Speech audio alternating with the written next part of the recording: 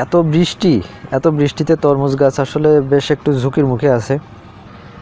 আজকে আমার তরমুজ গাছের বয়স হচ্ছে 26 দিন। আমি কন্টিনিউ ভিডিও আপলোড করে আসছি, প্রতিনিয়ত আপনাদের আমি আপডেট জানাচ্ছি কি দেখি অবস্থা। তো আমার এখানে প্রচুর বৃষ্টি হচ্ছে। তো বৃষ্টিতে আমি আসলে ভয় আছি যে তরমুজ গাছের গোড়ায় কি পছন্দ ধরে কিনা, সে একটা রিস্ক কিন্তু থেকে যাচ্ছে। তার কারণ রোদ্দুর খুব কম বেরোচ্ছে, প্রতিনিয়ত বৃষ্টি হচ্ছে।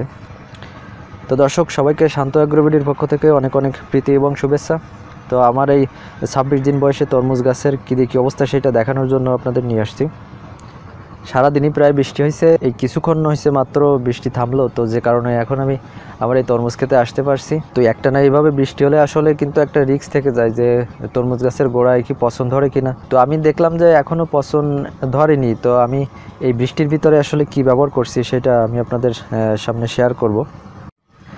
তো দর্শক, এই অতিরিক্ত বৃষ্টিতে কিন্তু গাছের গোড়ায় পছন্দ ধরার যে সমস্যাটা সেটা কিন্তু দেখা দেয়। আর এখন আমার এখানে তো প্রচুর বৃষ্টি হচ্ছে, বেশ কিছুদিন যাবৎ একটানা বৃষ্টি হচ্ছে। তো এর মাঝে মাঝে বৃষ্টি হতো, রোদ্দুর বেরোতো, কিন্তু এই 2 দিন হয়েছে টোটালি রোদ্দুর বেরোচ্ছে না বললেই চলে। তো আমি দেখলাম চেক করে যে এখনও কোনো গাছের গোড়ায় কিন্তু পচন আসেনি। তো আসতে পারে এরকম একটা রিস্ক থাকে, যে কারণে আমি কিন্তু এখান থেকে একদিন আগে আমি ছত্রাকনাশক ব্যবহার করছি। বৃষ্টি হচ্ছে তারপরেও কিন্তু ছত্রাকনাশকটা আমি ব্যবহার করছি। তো কিভাবে ব্যবহার করছি সাথে থাকুন, আমি আপনাদের বিস্তারিত বলবো। বৃষ্টি হলে যেহেতু গাছে কিন্তু কোনো কীটনাশক ছত্রাকনাশক স্প্রে করলে আসলে কোনো কাজ হয় না, তার কারণ বৃষ্টি তো কন্টিনিউ হচ্ছে। তো স্প্রে করলাম, বৃষ্টি হলো, গাছের ওষুধ কিন্তু ধুয়ে চলে গেল, তাতে কোনো কাজ হয় না। কিন্তু ছত্রাকনাশকটা ব্যবহার করার আরেকটা অপশান আছে, যে আমি এটা মাটিতে ব্যবহার করতে পারি। গাছে যেহেতু ব্যবহার করতে পারছি না, কিন্তু আমি এটা মাটিতে তো ব্যবহার করতে পারছি। তাই এইখানে যেহেতু পুকুরের পাড়ে তরমুজ লাগানো, সেহেতু এখানে কিন্তু বেশ উঁচু জায়গা। এখানে কিন্তু বৃষ্টি হওয়ার কিছুক্ষণ পরেই পানি কিন্তু সরে যায়, গাছের গোড়ায় কিন্তু পানি জমে থাকে না। তো আমি যদি এইখানে এই বৃষ্টির ভিতরেও ছত্রাকনাশকটা গাছের গোড়ায় ব্যবহার করি, তাহলে কিন্তু ওইটা ধুয়ে বেরোয় চলে যাচ্ছে না, ওইটা কিন্তু মাটির ভিতরে চলে যাচ্ছে। তাতে গাছের শিকড়ে কিন্তু এই ছত্রাকনাশকটা নিতে পারছে। তো এই অতিরিক্ত বৃষ্টি দেখে আমি আসলে ছত্রাকনাশকটা ইউজ না করে পারিনি, তার কারণ এখানে কিন্তু একটা রিস্ক থেকে যাচ্ছে। এখন হয়তো বোঝা যাচ্ছে না, কিন্তু এই বৃষ্টি থামার পরে যে সময় রোদ্দুর হবে তখন বোঝা যাবে যে আসলে গাছের শিকড়ে কীরকম কী সমস্যা হয়েছে, সেটা কিন্তু তখন বোঝা যাবে আর গাছ ঢলে পড়বে। তো এই রিস্ক যেহেতু আছে, সেহেতু আমি আগের থেকে এখানে ছত্রাকনাশক ব্যবহার করছি। তো এই গাছের গোড়ার যে পচন, এইটা ঠেকানোর জন্য কার্বেন্ডাজিম গ্রুপটা একটু বেশি পরিমাণে ব্যবহার করা লাগে। তো ম্যানকোজেব এবং কার্বেন্ডাজিম এই 2টা গ্রুপ এখানে ব্যবহার করছি। তো আমি এখানে আলাদা আলাদা করেও ব্যবহার করি, কিংবা একসাথে যে প্যাকেজ পাওয়া যায় যে ম্যানসারে কার্বেন্ডাজিম এবং ম্যানকোজেব 2টা মিক্সড, তো এইটাও ব্যবহার করা যায়। তো ম্যানসারে যেহেতু কার্বেন্ডাজিমের পরিমাণ কম, সেক্ষেত্রে আমি আলাদা করে ওর সাথে আরও কিছু পরিমাণ কার্বেন্ডাজিম অ্যাড করে তারপরে এই বর্ষার ভিতরে কিন্তু আমি প্রত্যেক গাছের গোড়ায় স্প্রে করছি। তো খুব বেশি পরিমাণ স্প্রে করছি, যাতে গাছের সাইড দিয়ে অন্তত 8-10 ইঞ্চি দূরত্ব থেকেও গাছের গোড়ায় যে মাটিটা আছে ওই মাটিটা ভিজে যায়, এবং গাছের শিকড়ে যাতে সহজে এই ছত্রাকনাশকটা শুষে নিতে পারে। তাতে করে কিন্তু গাছের গোড়ায় যে পচন হওয়ার যে রিস্কটা থাকে, গাছের শিকড় পচে যাওয়ার যে ভয়টা থাকে, আমি আশা করি সেই সমস্যাটা আর এখানে হবে না। তরমুজ আসলে একটি সেনসিটিভ ফসল। এটা যেরকম এক এক রাত্রে গ্রোথ দ্রুত হয়, সেরকম এটা কিন্তু মাত্র এক এক দিনের ব্যবধানে কিন্তু এই গাছ শেষ হয়ে যেতে পারে। তো এই বৃষ্টির পরে কিন্তু ভাইরাসেরও একটা চাপ আসতে পারে। তো শুধু যে ঢলে পড়া সমস্যা সেটা না, এই যে অতিরিক্ত বৃষ্টি, মেঘলা আবহাওয়া, এই সময় ভাইরাস আক্রমণ করে। আর দেখা যায় যে অনেকে এখানে ওষুধ স্প্রে করতে পারছে না, ওষুধ তো আমিও স্প্রে করতে পারছি না। তো আমি এই বিকল্প পদ্ধতি যে গাছের গোড়ায় স্প্রে করলাম, গাছের গোড়ায় স্প্রে করা কিংবা গুলিয়ে আপনারা দিতে পারেন, ওই একই কথা।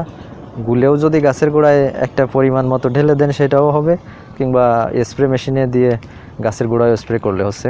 তো বৃষ্টির ভিতরে যেহেতু গাছে স্প্রে করতে পারিনি, সে কারণে গাছের গোড়ায় এখানে ওষুধটা আমরা দিলাম, ছত্রাকনাশকটা এখানে ব্যবহার করলাম। তো বেশিরভাগ মানুষই কিন্তু এই বৃষ্টির কারণে ছত্রাকনাশক ব্যবহারই করতে পারছে না। তো সেক্ষেত্রে বৃষ্টির পরে কিন্তু ভাইরাসের একটা চাপ আসতে পারে। তো আমি বলবো এই মেঘলা আবহাওয়া, বৃষ্টি দেখলেই আপনারা ছত্রাকনাশকটা ব্যবহার করবেন। তো ছত্রাকনাশক শুধু গাছ না, আমি এখানে বিকল্প পদ্ধতি দেখালাম যে আপনারা গাছের গোড়ায় ব্যবহার করলে এটাই কাজ হবে। স্বাভাবিকভাবে দেখা যায় যে শতকরা 1-2টা গাছ কিন্তু মারা যায়, ভাইরাসে আক্রান্ত হয় কিংবা ঢলে পড়তে পারে। এটা স্বাভাবিক। তারপরে দেখা যাচ্ছে বীজের থেকেই ভাইরাস থাকে, তো এটা স্বাভাবিক বিষয়। কিন্তু যে সময় এটা স্বাভাবিকের চেয়ে বেশি হয়ে যায়, যে সময় পরিমাণে একটু বেশি হয়ে যায়, শতকরা যদি 8-10টা 12টা এরকম করে গাছ ঢলে পড়তে লাগে, গাছে যদি ভাইরাস চলে আসে, তো সেটা কিন্তু স্বাভাবিক না, সেটা অস্বাভাবিক। তো অবশ্যই আমাদের আগের থেকে সতর্ক থাকতে হবে। ভাইরাস যাতে আমাদের এই গাছে কোনোভাবে আক্রমণ করতে না পারে, সেক্ষেত্রে আমাদের আগের থেকে এটা ব্যবস্থা করে রাখতে হবে, ওষুধ দিতে হবে নিয়মিত, ভাইরাস যাতে না আসে।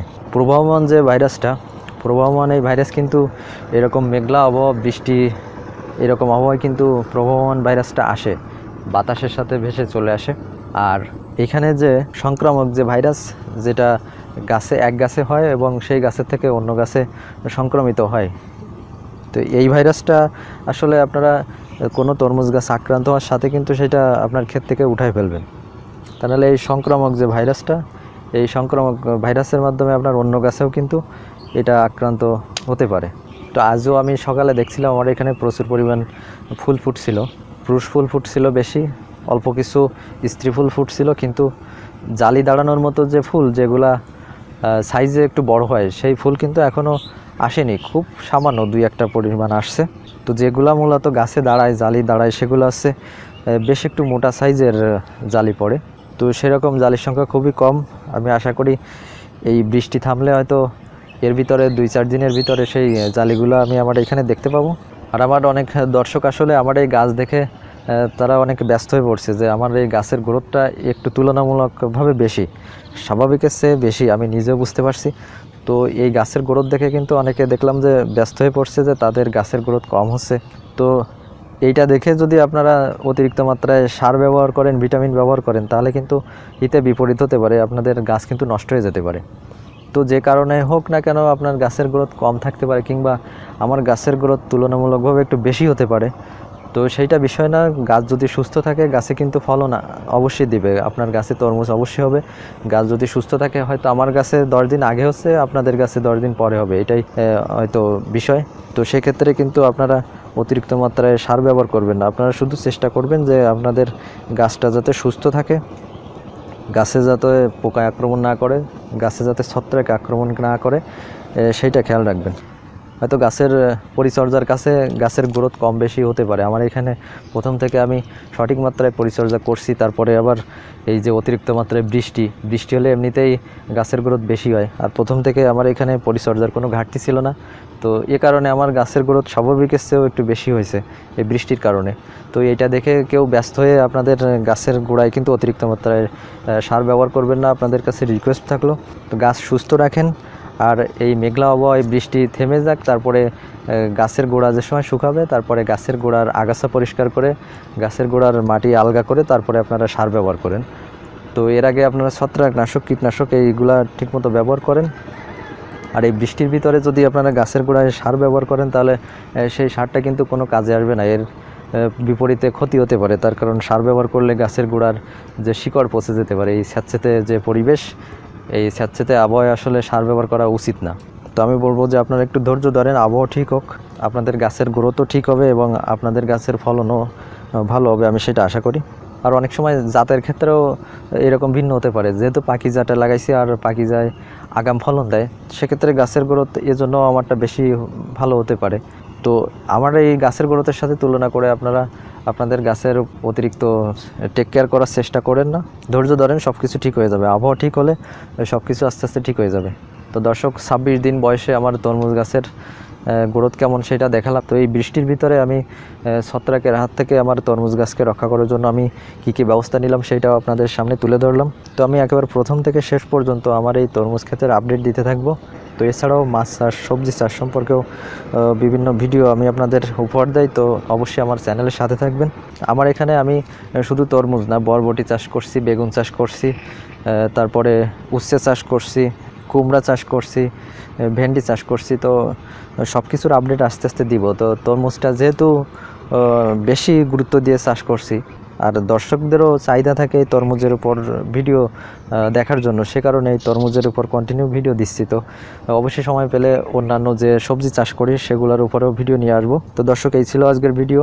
তো ভিডিওটি যদি ভালো লাগে অবশ্যই লাইক করবেন, শেয়ার করবেন, আর যদি কোনো মতামত থাকে অবশ্যই কমেন্টস বক্সে কমেন্টস করবেন। আর এছাড়া আমাদের যে ফেসবুক পেজ আছে, ফেসবুক পেজে আপনারা সরাসরি যে মেসেজ করতে পারেন। তো যারা ফেসবুকে ভিডিও দেখতে পছন্দ করেন, আমাদের শান্ত অ্যাগ্রো বিডি ফেসবুক পেজটি ফলো করে সেখানে আপনারা নিয়মিত ভিডিও দেখতে পারেন। আমি আমার এই ইউটিউব চ্যানেলে যে ভিডিওগুলো আপলোড করি সেই একই ভিডিও ফেসবুক পেজেও আপনারা দেখতে পাবেন। তো দর্শক, ধন্যবাদ সাথে থাকার জন্য। দেখা হবে নেক্সট ভিডিওতে। ভালো থাকবেন সবাই।